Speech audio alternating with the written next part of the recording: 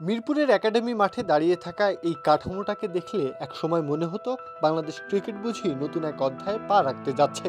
বর্ষার ভেজা দিনেও অনুশীলন থামবে না। ক্রিকেটাররা ব্যাট বল হাতে ছুটে বেড়াবেন এক আধুনিক সুবিধার ভেতর। অস্ট্রেলিয়া নিউজিল্যান্ডের আদলে তৈরি হওয়া সেই গ্রিন হাউস যেন ছিল ভবিষ্যতের প্রতিশ্রুতি। কিন্তু বাস্তবতা অনেক সময় স্বপ্নের চেয়ে আলাদা হয়। 2023 সালে প্রায় 4 কোটি টাকা ব্যয়ে তৈরি হওয়া এই গ্রিন হাউস 2 কি 3 বছর পার হলেও একদিনের জন্য কাজে লাগেনি। স্টিলের কাঠামো, প্লাস্টিকে মোড়া কভার সবই ছিল পরিকল্পনায়, কিন্তু বাংলাদেশের আর্দ্র গরম আবহাওয়ার সঙ্গে এই ধারণার কোনো মিল ছিল না। ইট সিমেন্টের ইনডোর না হওয়ায় ভেতরে শীততাপ নিয়ন্ত্রণের ব্যবস্থা করা যায়নি। ফলে ভেতরে তৈরি হয় অসহনীয় ভ্যাপসা গরম, যেখানে দাঁড়িয়ে থাকাই কষ্টকর, অনুশীলন তো দূরের কথা। একটা সময় যে জায়গাটাকে ঘিরে এত প্রত্যাশা ছিল, সেটা এখন পরিণত হয়েছে এক অচল কাঠামোয়। তাই সিদ্ধান্ত নেওয়া হয়েছে এটি সরিয়ে ফেলা হবে। বিসিবির ফ্যাসিলিটিস বিভাগ ভুল পরিকল্পনার দায় স্বীকার করেছে।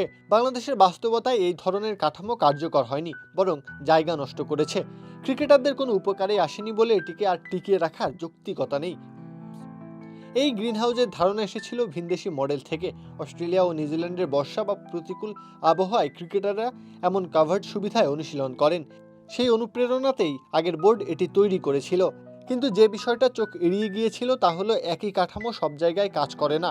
পরিবেশ, আবহাওয়া, বাস্তবতা সবকিছুর সঙ্গে মানানসই না হলে পরিকল্পনা কাগজেই সুন্দর থাকে, মাঠে নয়।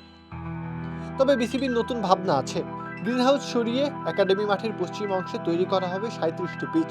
কংক্রিট, টার্ফ, কালো মাটি, বাউন্সি, স্পিন, বিভিন্ন ধরনের উইকেট তৈরি করে ক্রিকেটারদের দেওয়া হবে বহুমাত্রিক অনুশীলনের সুযোগ, যেন তারা শুধু একটি নয়, বিভিন্ন কন্ডিশনে নিজেদের প্রস্তুত করতে পারেন। প্রত্যহ কাব্য, খেলা ৭১।